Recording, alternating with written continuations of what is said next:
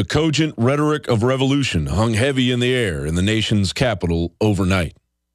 There is one last thing to which the people can resort if the government does not respect the restraints that the Constitution places on the government. Abraham Lincoln talked about our right to alter our government, or a revolutionary right to overthrow it.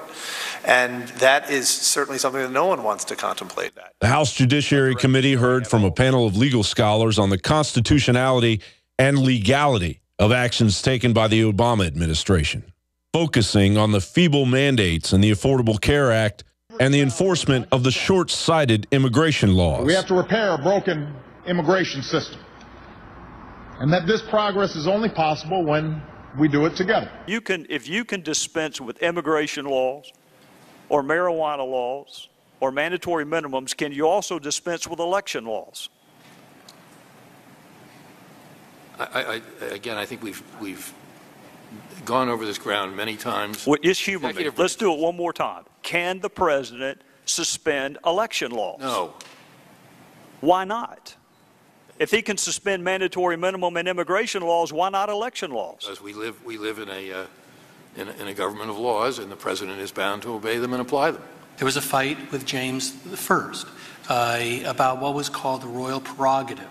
It's very similar to what President Obama is claiming, the right of the king to essentially stand above the law. The growing assertion of power by this president to do things to change laws, that's not his responsibility. That's the Congress's clearly delegated responsibility to write the laws. But even with Obamacare, his signature legislation, when he finds things in it that he doesn't like, he rewrites the law, even though the law itself doesn't give him any authority to do that. George Washington Law School professor Jonathan Turley weighed in on the perishing of the legislative branch. Is that it's not only being circumvented, but it is also being denied the ability to enforce its inherent powers. Many of these questions are not close in my view. The president is outside the line. But it has to go in front of a court, and that court has to grant review.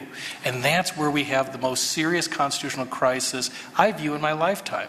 And that is, this body is becoming less and less relevant. Clearly, a criminal administration is holding our highest seats of power hostage. When will the government of the people, by the people, for the people, wield the hammer of justice rather than simply discuss the laundry list of tyranny in the nation's capital? For the InfoWars Nightly News, John Bound reporting.